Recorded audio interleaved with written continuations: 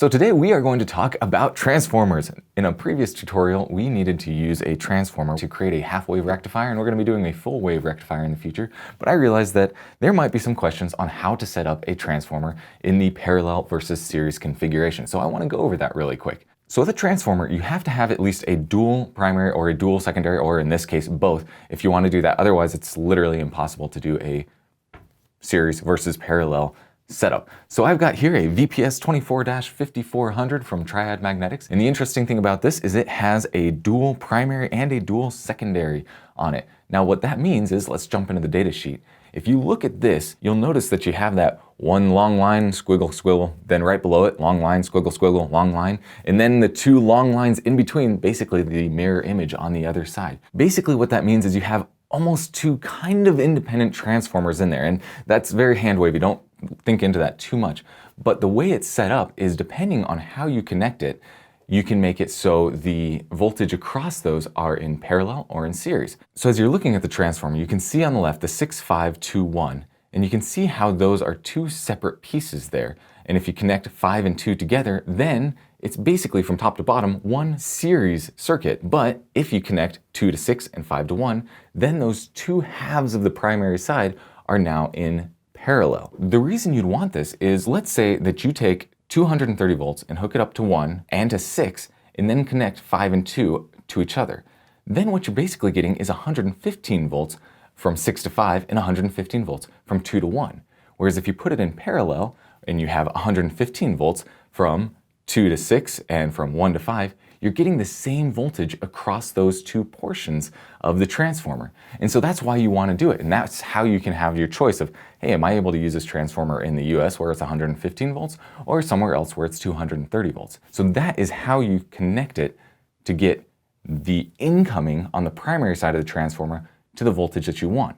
Now on the other side, it's the same concept. If you want the higher voltage, then you tie 8 and 11 together and tap on 7 and 12, or if you want the lower voltage, you tap 7 and 11 together at the same time and 8 and 12 at the same time, connecting those two together to put it in parallel, which is exactly how I have this one configured. Here in the US, in Idaho, we have 115 volts, so this is set up in parallel. So you can see very roughly here that 1 and 5 are hooked up and 2 and 6 are hooked up, coming from the same spot. And then because this is a VPS 24 and I want 12 volts out of it, not 24 volts out of it, I have the output in parallel as well, where again, 1 and 5, or in this case, 7 and 11, and 8 and 12 hooked up together so that I'm getting 12 volts out. So it's very, very simple. The hardest thing about all of this is making sure that you do it right, that you get the incoming voltage right, the outgoing voltage right, that you get the association between the schematic and the actual thing right. And once you take your time and do all of that, you should be fine. So let's actually go over these steps really quick on how you should do this. Very first step when you're trying to figure out what you want to do with your transformer is, before you buy it, make sure it is what you want.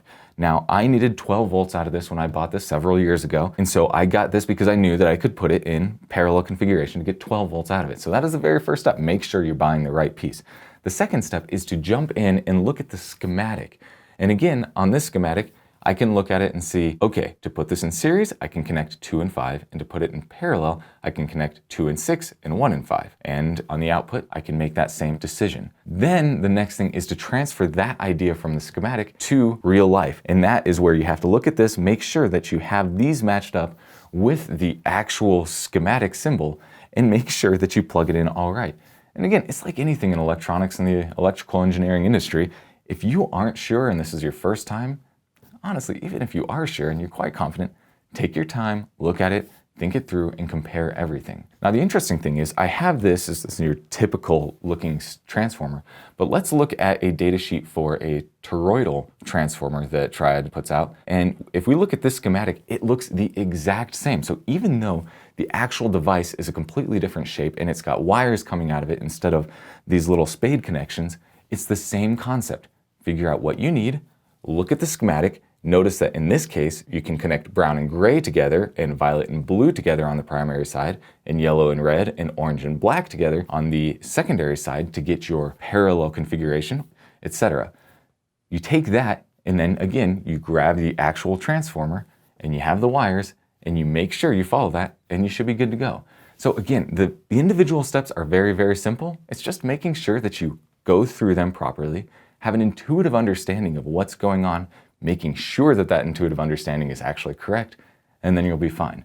And that's really it. So hopefully the next time you're dealing with a transformer, you can put things together and know exactly what the differences between the series and parallel configurations are and how to actually put them together. If you have any questions, leave it in the comments below or go to circuitbread.com. We'd be glad to help you out there. Hope you enjoyed this video. Subscribe if you did. Catch you on the next one.